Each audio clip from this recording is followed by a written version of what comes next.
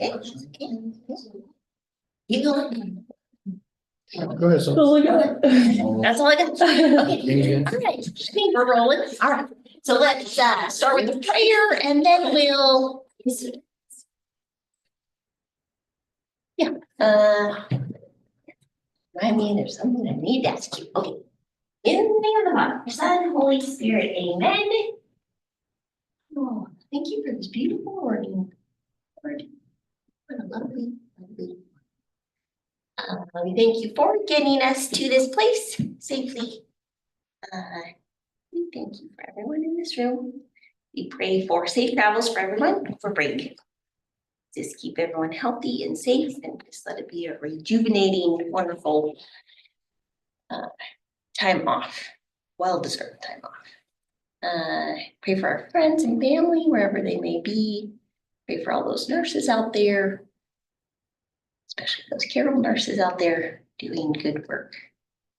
And today starts Lent for people, Catholic faith, Christian faith, time of preparation before Easter. So help us enter into that. Well, thank you for all your gifts. Amen. Okay, so my question. I have had probably 5 or so people ask about your second exam. So right now, when is that scheduled? Wednesday. Okay, so Wednesday the 11th.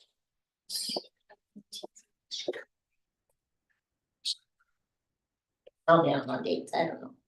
19. So we come back on the 17th. Okay, so at first I was gonna put it here. That's not always not a good thing to do coming off break. So I put it here. But some people want it here. What's it?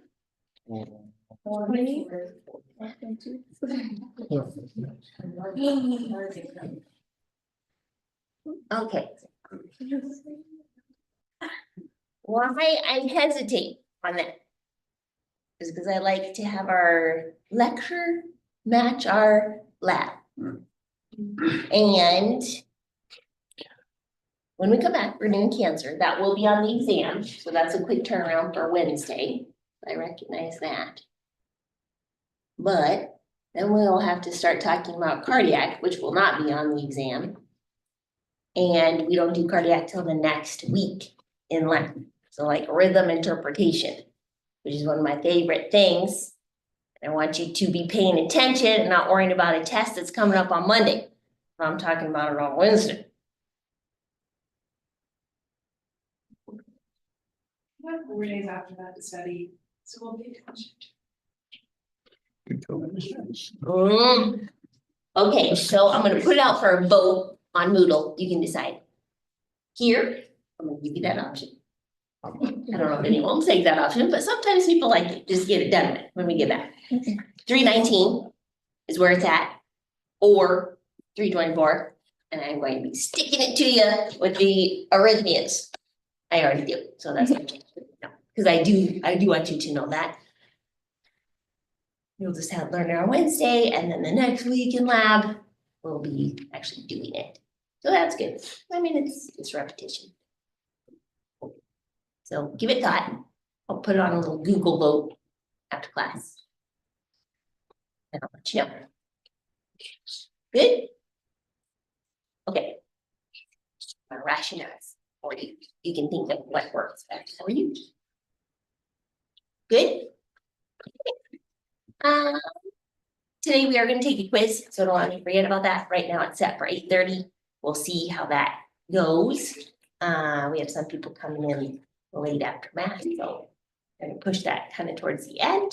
It'll be good because it's on some of the stuff we were talking about today. Okay, so on Monday we were talking about renal kind of things. So tell me what kind of renal diet someone would be on. They're actually ordered for a renal diet. Sodium, potassium. More protein, just anything that would like be hard for the kidneys to like. What's the word? I'm still waking up. Yeah, it's okay. Process. Me too, me too. Yeah, so potassium, they're gonna hang on to, so we have to watch their potassium levels. Their phosphorus levels are often high, so we have low phosphorus. We may even give them phosphate binding medication. That in turn will affect phosphorus, but also calcium.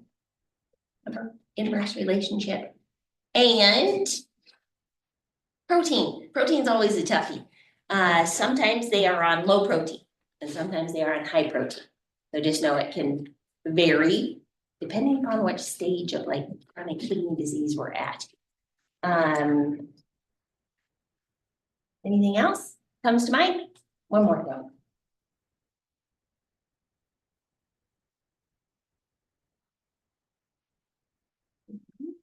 Potato chips.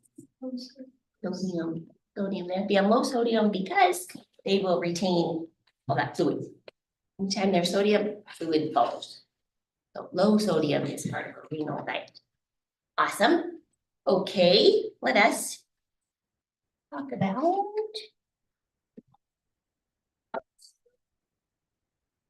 kidney injury versus chronic kidney injury.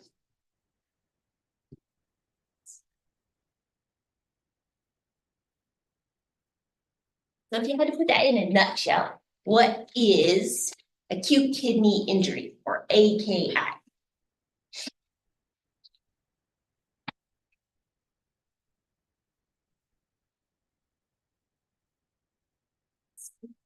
Sudden loss of renal function. Good, so sudden, acute, reversible, hopefully if we catch it early enough. Those would be the three terms I'd want you to know, where your kidneys are not functioning as normal. How can that happen? What are potential causes of acute sudden reversal if we catch it early, which you will, because you're looking at those and B1 levels and urine output? Yeah, speak. It's like, there's like the different renal, so like pre-renal and post. Pre-renal would be like decreased blood flow. Good job, good job. So how does that happen? How would I have reduced blood flow to the kidneys? You have like a decreased blood amount. Right, hypovolemia, right? If you are bleeding out because of trauma, obviously you're gonna have less volume to get to your kidneys. That's probably the easiest tape to remember. Anything else that reduces blood flow? Burns. Burns? Yeah, because of the huge fluid shift. Yeah, good, good, good. Jess, what you get? Yeah, hemorrhage. Hemorrhage, whether it's, you know, like OB, we have hemorrhage happening, trauma, hemorrhage can happen, internal, external, yeah. So any kind of blood loss, fluid shifts. One other one. Sure, like a MI that leads to decreased pumping of the blood itself. So congestive heart failure, yeah, awesome. My vessels, sorry. Oh, I was just gonna say like the blood pressure. Yes. Okay, good job, good job. So reduced blood or high blood pressure clamps everything down. So the amount of blood that's able to get to my kidneys is diminished, right? So hypertension, my heart not being able to pump it to my kidneys, yes. Hemorrhage, blood loss, whatever the cause, yes, that's pre-renal, okay? Anything that happens like that, you're gonna be thinking like, oh my gosh, my kidneys could be taking a hit right now. So you're working in the ED, and you have a trauma come in, and you're like, oh my gosh, as you're getting your 18 gauges in the antecubital spaces, you're thinking like, oh my gosh, they have lost a lot of blood. What am I concerned about? Perfusion, yes, to the brain, and perfusion to the heart, yes, and perfusion to my kidneys. So getting that chemistry panel and following that trend and looking at urine output. Okay, so that's how you're putting it all together. That's a pre-renal cause for acute kidney injury. That if we catch it early enough, we can reverse. All right. Okay, next one. Intrarenal. So inside, actually in the little kidney itself. So how do we damage or hurt the inside of the kidney? Yeah, one. Yeah, awesome. That's we'll say, what do we call it? Yeah.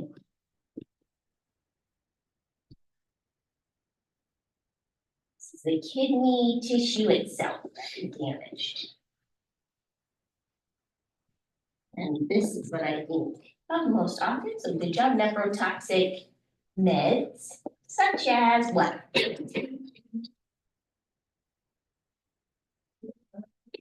Now, what type? We have aminoglycosides. Contrast, so what we use for CT. I always want you to be checking what their BUN and creatinine is before you are going to send them off for a CT where they're going to get IV contrast injected. Okay? Because you can throw them into this. They're not gonna do that. Proactive about your patients. Chemotherapy agents can be nephrotoxic as well as NSAIDs.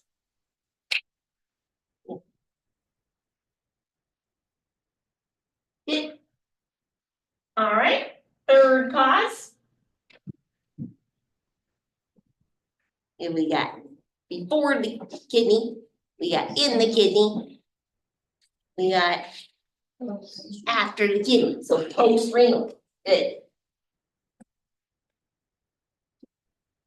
This is for the kidney. Something is happening. Such as kidney stones. What's the scientific term for kidney stones? Renal calculi. What is that? And be little stones made of calcium and be little stones made of uric acid. Anybody ever experienced a kidney stone? Sometimes asymptomatic, which is interesting. Have you? Yeah, Talked about that one.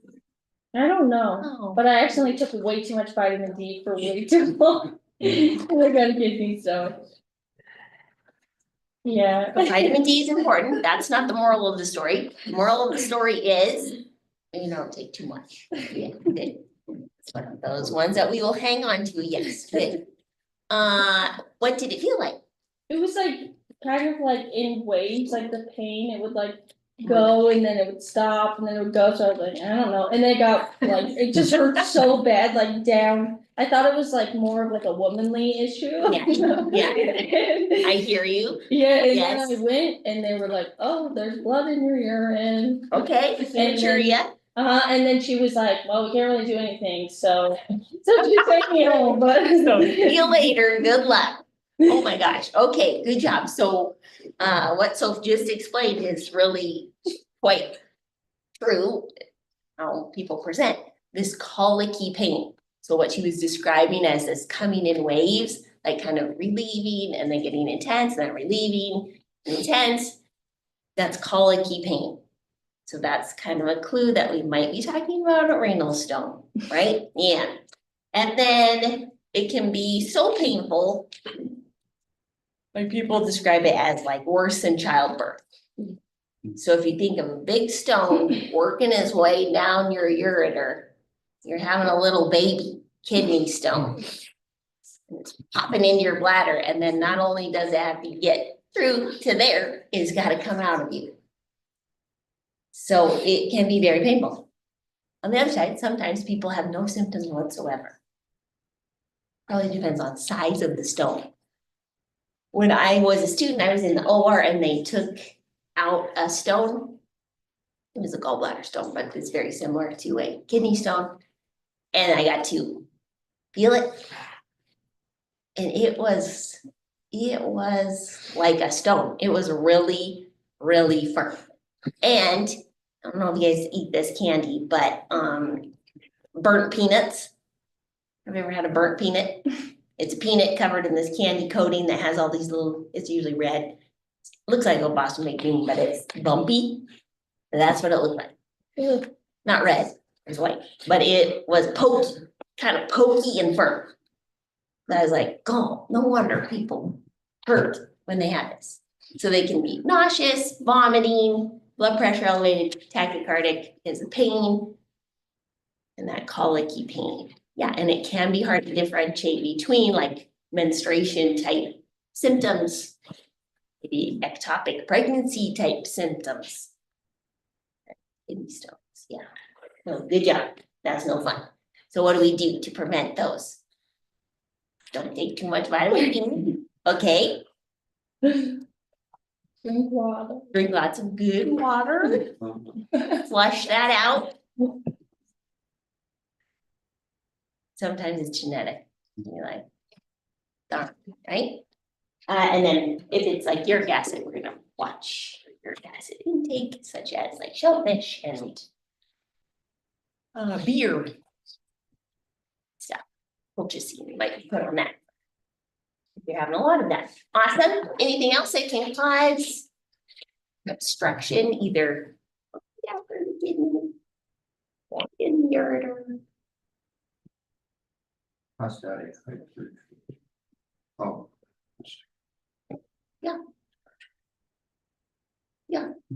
Hypertrophy? Mhm. Yeah.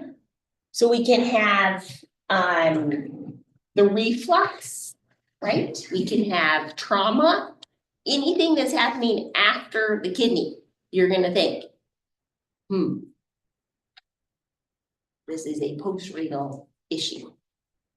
Does it change how we treat them? Possibly. We have to get to the underlying cause, right? Yeah. Yeah, BPH, anything after. Let me think. Oh, strictures.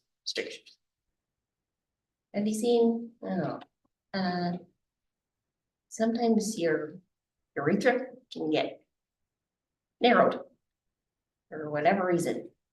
So the urologist just comes in and they have this little,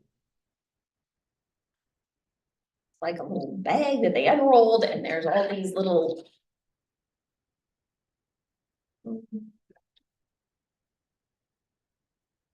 It's gonna sound extreme. So the people that were in lab yesterday, you know, the thing that they poke the chest tube in, kind of like that, but on a very, very small scale and rubberish, not metal. And so they have all these different sizes. When someone has a stricture, they go in and they place one in, then they take the next larger one, then the next larger one, then the next larger one to open the stricture. Okay.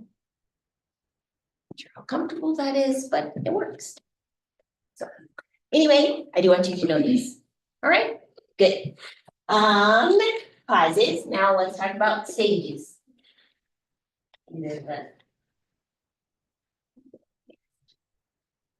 So stages of acute kidney injury are what? There's 4 stages I want you to know.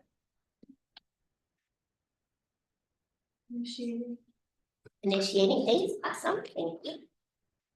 How do you know someone is in the initiating phase? When signs symptoms appear, or, yeah, up here, or.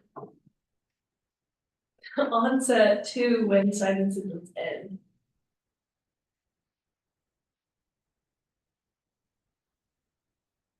Or wait, sorry, I'm also waking up. It's okay. It ends when the signs and symptoms appear. There you go, awesome, I was gonna say, if you don't know someone's in this because they aren't having signs and symptoms, but something is happening, so whatever the cause is causing your damage, but you're not seeing any signs and symptoms. Yeah, good. Onset to. I don't know, onset really, we can't know exactly. Except we retroactively, we can look back and look at the cause, and then when symptoms appear. We move into the next phase. Good, so what's that? We just know there's initiating phase where we won't see the signs and symptoms, but something is happening.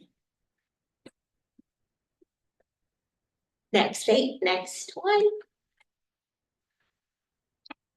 Yeah, it's awesome, Oliguric. Great thing to say, it's 7:55 in the morning, right, Oliguria. Okay, so what is happening? The name implies what is happening. It's less than 400 milliliters urine in 24 hours. Good job, good job. Anything else?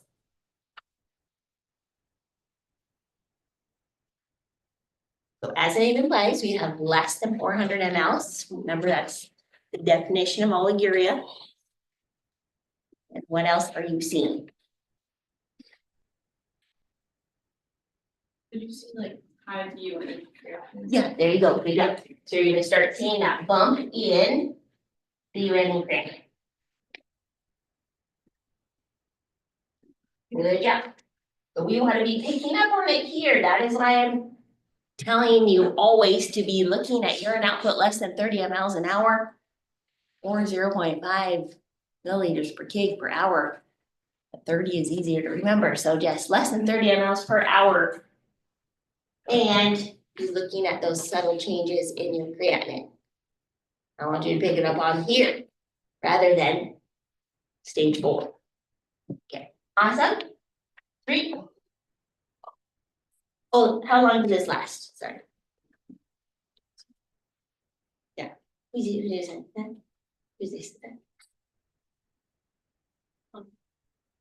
How many 5 days? to 15 days. Okay, awesome. Thank you, thank you. Thank you. Okay, number 3. We go from one to the other. Diuretic, awesome. What's happening here? These are not trick questions. Diuresis is happening. We're putting out good amounts of urine. Like how much urine? 3 to 5 liters a day. Yeah, okay, so what is that called? Polyuria. So we have polyuria, good job. So that's 3 to 5 liters per day. How many are you really supposed to be putting out? Depends on intake, meds, activity. 1.5 to 2. So this is over that. So you're having diuresis happening. How long does that last? 1 to 2 weeks. Yeah.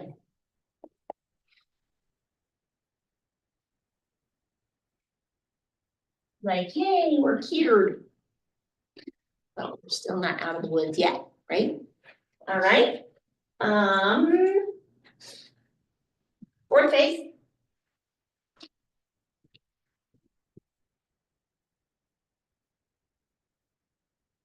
Anything? Recovery, awesome.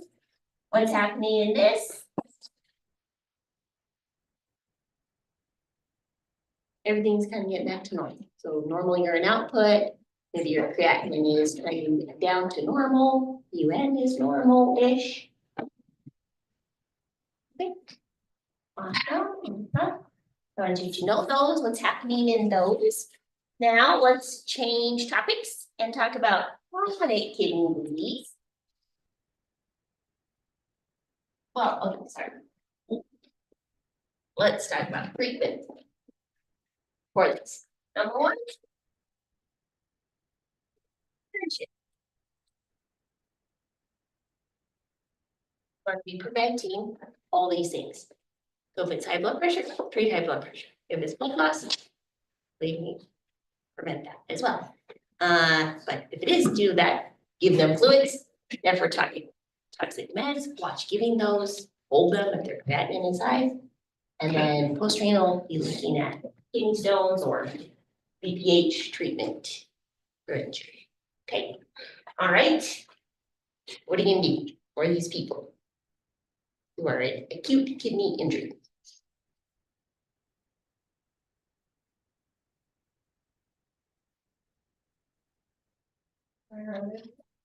Could be diuretics, meds. Help get rid of the extra fluid, right?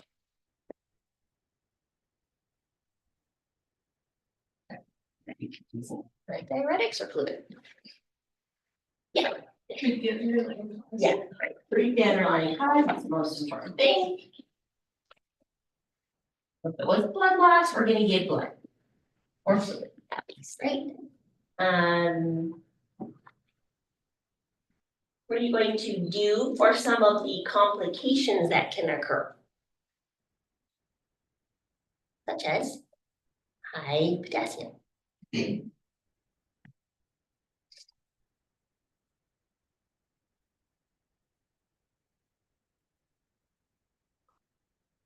my gosh, this is a throwback from earlier. If I have high potassium, what can I do? KX, so. Remember, that's like the, smells like apple pie, kind of like caramely consistency, does not taste like that, but it makes you kind of poop out potassium. You have diarrhea, you're getting rid of it. All right, but what if you have arrhythmias happening? What do you do? Insulin and dextrose.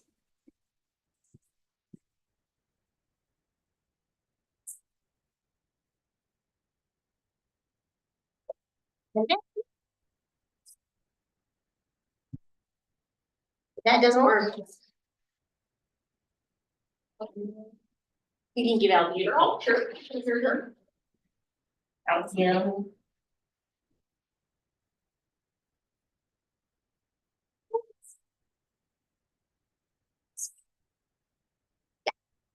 I like dialysis. That's there, that's what I was looking for, good job. So either peritoneal or hemodialysis. Yeah, good.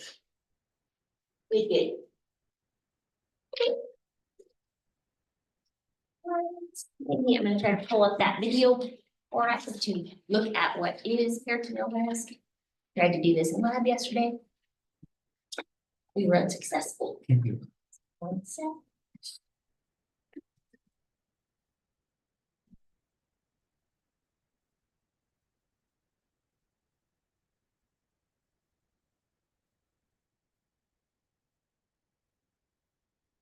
Signed in. Okay, so this is just gonna walk through it.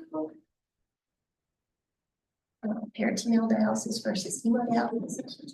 All this. And acid-base imbalances can be. Dialysis is a type of kidney replacement therapy that removes toxic byproducts of protein metabolism like urea, uric acid, and creatinine, waste products from the blood, as well as excess fluid. Additionally, through dialysis, electrolyte levels and acid-base imbalances can be corrected. There are two types of dialysis: hemodialysis and peritoneal dialysis. Now, let's review some renal physiology. Each kidney is made up of millions of tiny functional units called nephrons, each of which consist of a renal corpuscle and the renal tubules. The renal corpuscle is where blood filtration happens, and it's made up of the glomerulus, which is a tiny bundle of capillaries, and the Bowman's capsule, which is a cup-shaped structure surrounding the glomerulus. Blood flows through the glomerulus, and then water and small solutes are filtered into Bowman's capsule, creating an ultrafiltrate of blood. Then this ultrafiltrate goes through the renal tubules, where electrolytes and water can be secreted or reabsorbed. In addition, they are important in regulating acid-base balance. The kidneys also clear blood of metabolic wasteful substances and toxins. Finally, what leaves the tubules becomes the urine, which flows into the bladder and is excreted during micturition.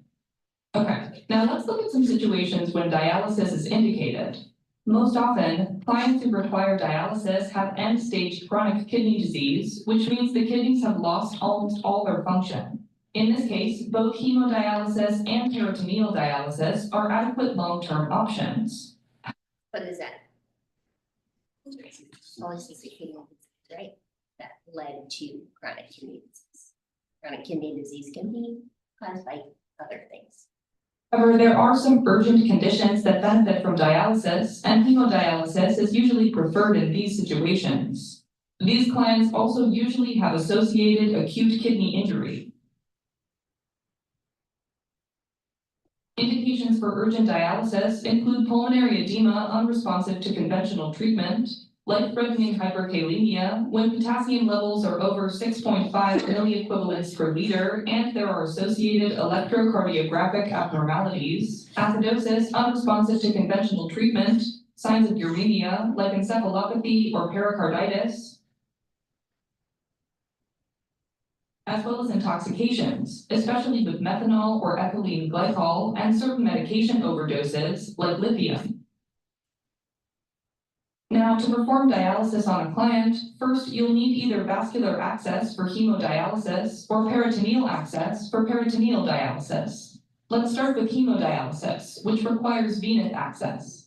In an acute setting, a temporary venous access is obtained through a temporary catheter in the subclavian, internal jugular, or femoral vein. Clients on chronic hemodialysis need a more permanent access, such as an arteriovenous or AV fistula, where a connection between a small artery and a vein in the arm, or less often the leg, is made surgically. Another semi-permanent access is a so-called permanent catheter that can be located in the same veins as the temporary catheter, but it can be used for a long time, is more comfortable for the client, and there's a lower risk for infection than with the temporary access. Finally, peritoneal access can be obtained by inserting a silicone rubber catheter in the peritoneal cavity. Okay, now let's look at the principles of dialysis, which are diffusion, osmosis, and ultrafiltration. Diffusion is the movement of solutes from a greater concentration to a lesser concentration until the two solutions have the same concentration of solutes. Osmosis is the health education platform that makes learning easy and fun, but in this case, it refers to the movement of fluid from an area of lesser solute concentration to an area of greater solute concentration. For example, glucose creates an osmotic gradient across the membrane and is able to pull excess fluid through that gradient. Finally, ultrafiltration refers to water and fluid removal according to a pressure gradient across the membrane, so water typically goes from where there's more of it, like the body of a client with fluid overload, to where there's less of it, like the other side of the dialysis membrane. Now, to understand how this works, let's look at the dialysis machine. One of the most important components of the dialysis machine is the dialyzer, through which the client's blood is filtered. The client will be connected to the dialysis machine using the venous access or the AV fistula using two tubules. One tubule will be responsible for taking the client's blood and leading it to the dialyzer, and the other one will return the filtered blood from the dialyzer. The dialysis machine also has other important components, like the dialysate, which is a type of solution used in the dialyzer to create a pressure gradient that makes diffusion happen.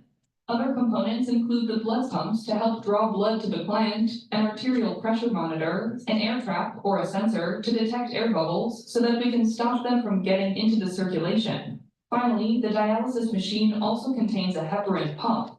That's because anticoagulation is necessary during dialysis due to the risk of blood clots. In clients with a high risk for bleeding, a lower dose of heparin, citrate, or no anticoagulation can be used. Finally, let's look at peritoneal dialysis, which uses the peritoneal membrane as a dialyzer. Through the abdominal catheter, certain solutions can be introduced in the abdominal cavity and dwell in the peritoneal space for a certain amount of time, usually 4 hours. During this time, toxins are filtered through the peritoneal membrane. Afterwards, the fluid is drained and a new solution is introduced into the peritoneal cavity. Okay, let's look at the care you'll provide for a client receiving hemodialysis. Your nursing priorities are to prepare your client for hemodialysis, monitor for complications, and provide psychosocial support. Now, to begin preparing your client for hemodialysis, check their pre-treatment laboratory test results and assess their LOC, weight, heart and lung sounds. Also look for the presence of edema. When assessing their vital signs, remember to avoid checking their blood pressure in the extremity with the hemodialysis access site and place a sign above your client's bed alerting other care providers which limb has the access site. Then closely examine their access site, checking for skin breakdown and infection, skin color and temperature, as well as capillary refill and pulses distal to the access site.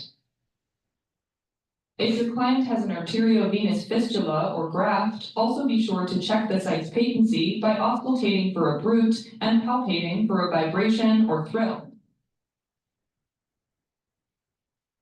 Immediately report signs of infection, such as redness, swelling, tenderness, or drainage, decreased pulses, sluggish capillary refill, or cool extremities, or if a bruit or thrill are absent.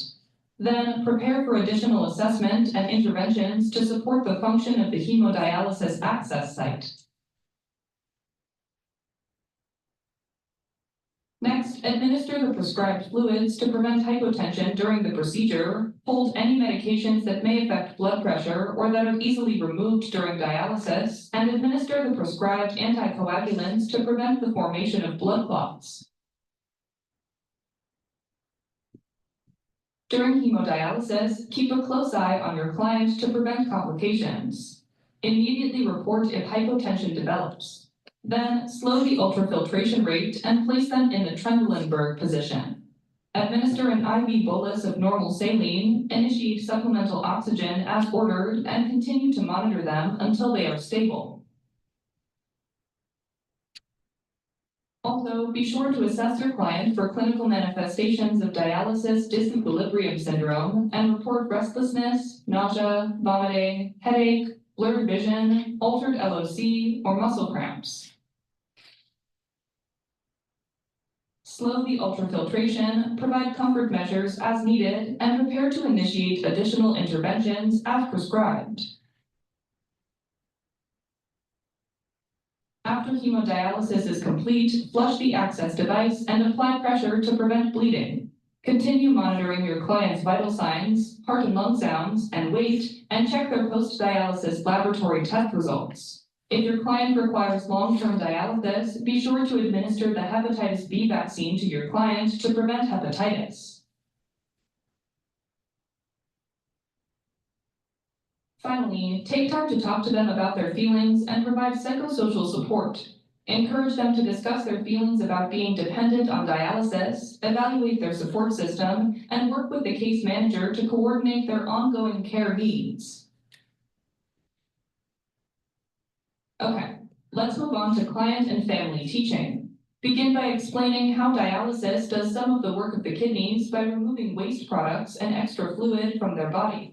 Let them know that it is common for their blood pressure to decrease during the procedure, so instruct them to let you know if they experience lightheadedness or dizziness. Reassure them that they will be monitored closely during the procedure. Also discuss what to expect after dialysis sessions, such as feeling tired and bleeding, and encourage them to rest afterwards and to monitor for bleeding for at least 6 hours after dialysis is complete. Next, teach them how to care for their dialysis access site. Instruct them to avoid tight clothes or jewelry on the extremity that has the fistula or graft, and to avoid activities that compress the extremity, such as carrying heavy items or sleeping on the affected side. Also teach them how to feel for a vibration, called a thrill, over the access site, and explain that a thrill means the access site is intact and working. Be sure to emphasize the importance of avoiding blood draws or blood pressure measurements on that arm. Then teach them how to clean the access site and change the dressing to prevent infection and to watch it closely for any changes. Instruct them to contact their healthcare provider immediately if there are signs of infection like redness, warmth, swelling, or pain, if they notice bleeding around their access site, an absence of a thrill, or if their hands become cold or pale. Also talk to them about the modifications they will need to make to their diet and fluid intake. Ensure they work closely with the renal dietitian to plan a diet that is low in sodium, potassium, and phosphorus, as well as the right balance of protein and fluids. Lastly, emphasize the importance of taking their prescribed vitamin and mineral supplements. Finally, be sure to remind them to let all of their other healthcare providers know that they are on dialysis. Stress the importance of keeping all their follow-up appointments and to adhere to their hemodialysis schedule. All right, as a quick recap, dialysis is a type of kidney replacement therapy that removes toxic byproducts of protein metabolism, waste products, and excess fluid from the body, as well as corrects electrolyte and acid-base imbalances. Dialysis is needed in clients with end-stage chronic kidney disease, acute kidney injury, pulmonary edema or acidosis unresponsive to conventional treatment, life-threatening hyperkalemia, uremia, and intoxication. Dialysis works by having the client's blood pass by dialysate, which is a special solution used to create a pressure gradient, through a semi-permeable membrane to filter the blood using the principles of diffusion, osmosis, and ultrafiltration. The two types of dialysis are hemodialysis and peritoneal dialysis. Hemodialysis requires venous access with a temporary catheter in the subclavian, internal jugular, or femoral vein, or for more permanent access, an AV fistula, graft, or shunt. During hemodialysis, the client's blood is filtered through the dialysis machine, where one tubule takes the client's blood through the dialyzer, and another tubule returns the filtered blood to the client. On the other hand, peritoneal dialysis uses a catheter inserted in the peritoneal cavity to deliver dialysate in the abdominal cavity, where it dwells for the prescribed time, during which toxins and excess fluid are filtered through the peritoneal membrane and later drained through the catheter along with the dialysate. Nursing priorities include preparing the client for dialysis, monitoring for complications, and providing psychosocial support. Client and family teaching focuses on explaining how dialysis works, what to expect regarding their treatment schedule and side effects, how to care for their access site, nutrition considerations, and when to contact their healthcare provider.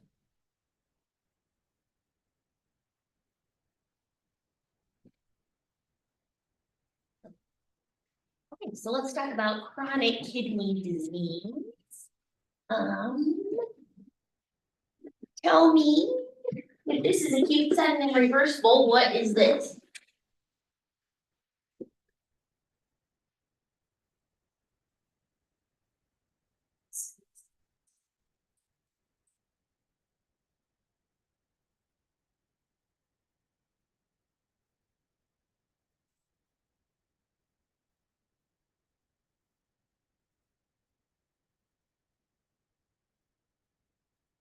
Yes, opposite of that. Doesn't happen like that. But it can happen after acute kidney injury. That could be the cause of this. Awesome. So we know acute kidney injury can lead to chronic kidney disease. What are other potential causes?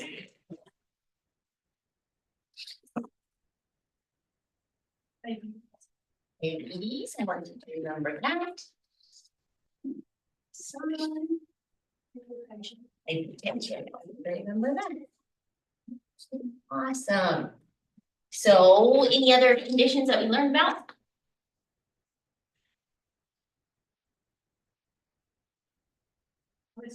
Yes, PKD, right? PKD.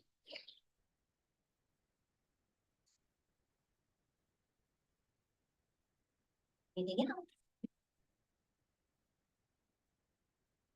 It's your biggies.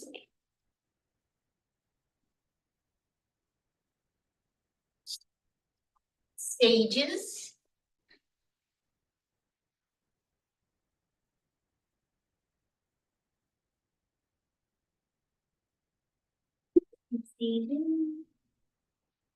Page number 1.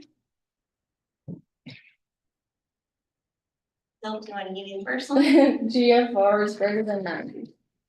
GFR is greater than 90. So what did we say on Monday that GFR was normally and hopefully all of us? 120-ish, yeah. Good, so 120 is just awesome. Basically, this is saying, anything above 90 is good. That's stage number 1. No issues there. 2, where did my GFR go to? 689, thank you. Dylan? Is it about 20 points each way? 15 points? 30 to 59? Oh, okay.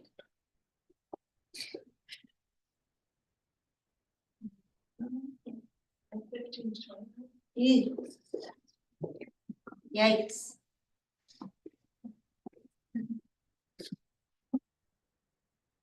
Okay.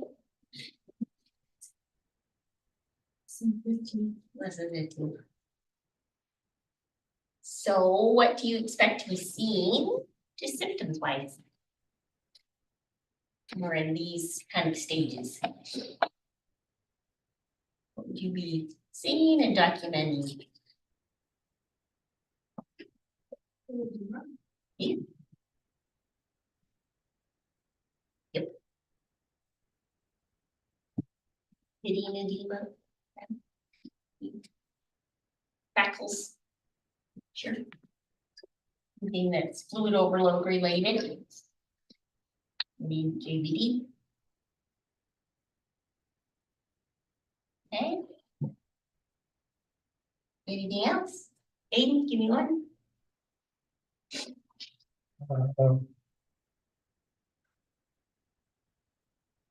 Signs and symptoms of GFR being low.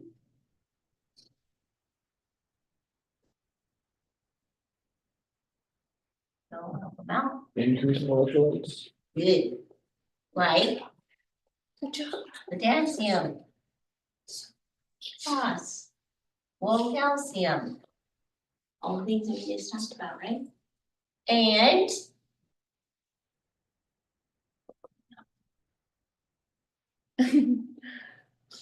oliguria and urea. All these things. And then all the complications that come from our kidneys not working, right? So fatigue. You just told me electrolytes and fluids are out of whack. Toxins are gonna build up. Arrhythmias can happen. Particularly with potassium, we see this thing.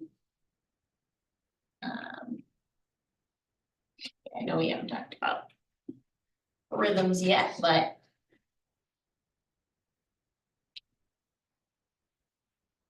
what it should look like, sorry, that's probably very small for you to see.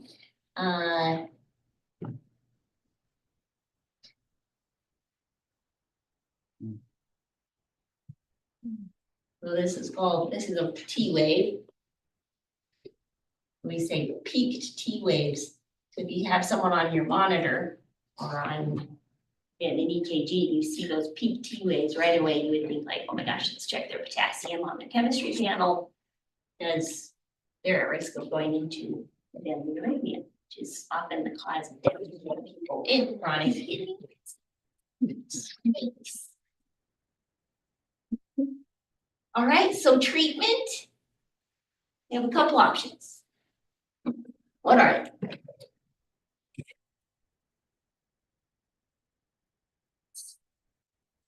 Do nothing. What does that mean?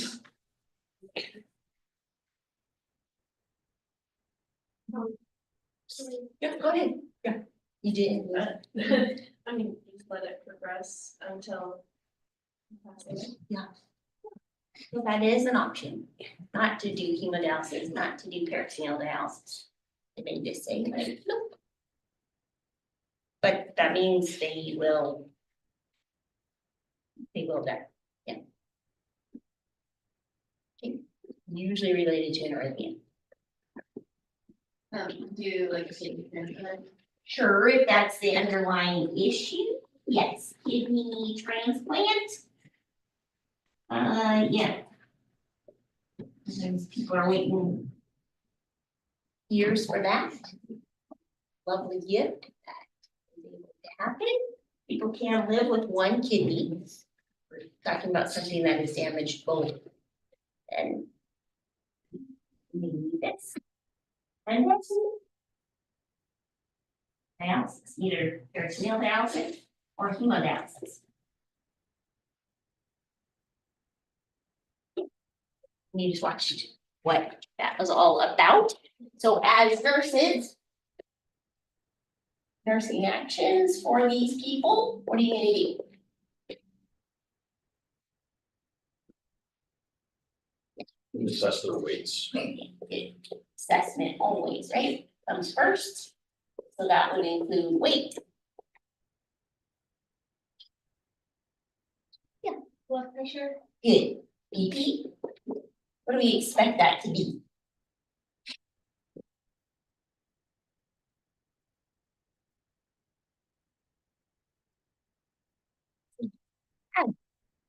We expect it to be high. Yeah. The little arterioles, afferent arterioles and efferent arterioles lose the ability to dilate. We're not getting good blood flow to the kidneys themselves. And then things are clamped down.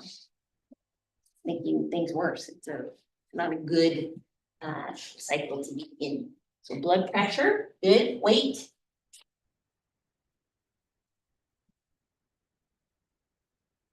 Where are all those things you just told me over there? Yeah, so chemistry panel.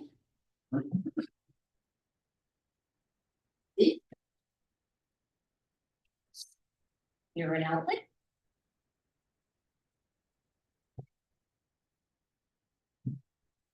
Awesome. What's next?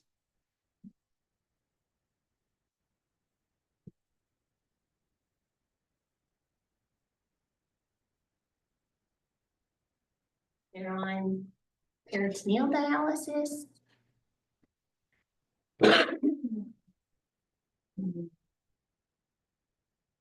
Biggest concern with that is infection. We'll be looking for that at the site, but also just diffusely in the peritoneum.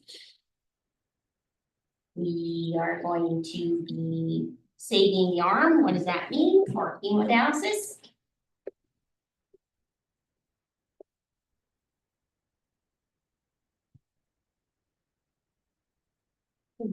Where is it like, you don't wanna like touch it in any way kind of thing, like. Still gonna assess it, right? Like you're gonna check that pulse and the cap refill to make sure you're getting perfusion. But you're absolutely right. We're not going to do blood draws, IVs, blood pressures. Okay, so really, and then they can't lay on it, like all the stuff that the video just said. So, no IVs, no blood draws. So you have to be advocating for your patient. Usually there's signs up saying that, but just make sure everybody knows that. If lobotomy's coming in, they may have no idea that the patient has a fistula or a graft sitting in there.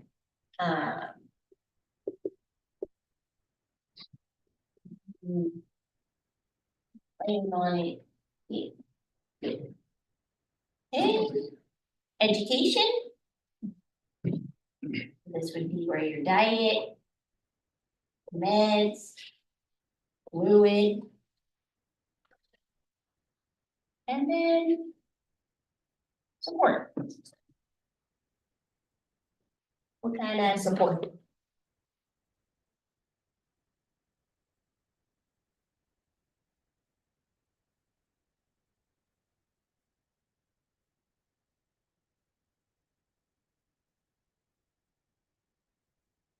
Also say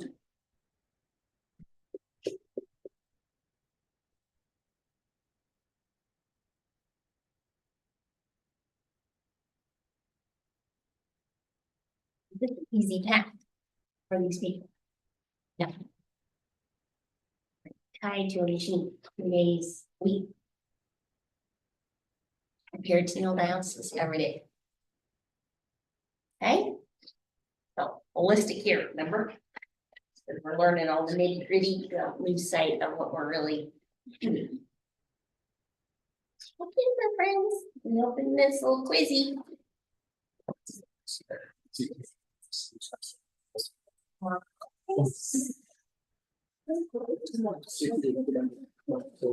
This is not open book, this is not helping neighbor. Do it yourself. Okay. So shut everything down for me.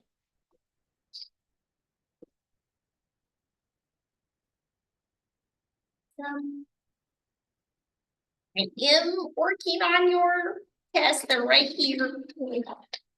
Oh, almost so close. Having them done, I hope today. I will email you all when I post grades. Okay, so don't worry about checking, and I will put our little voting thing up. Okay, you're free to go after you finish. And sorry.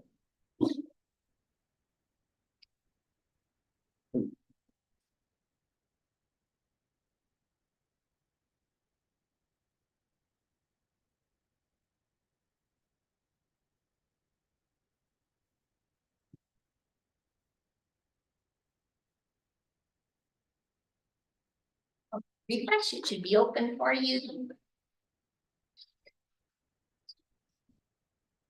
You see it?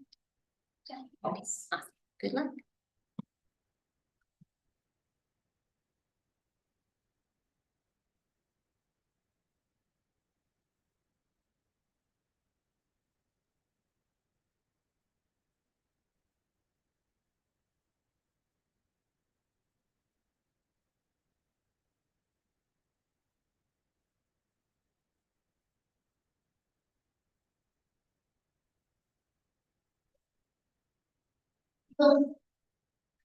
That was it.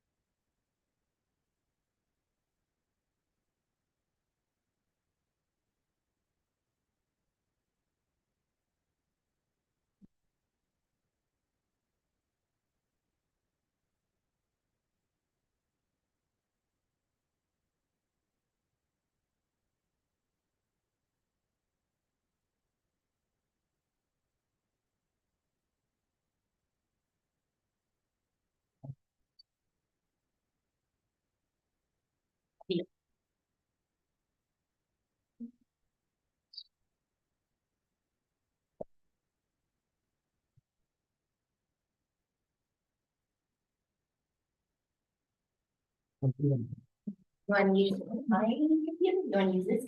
Well, Try to refresh.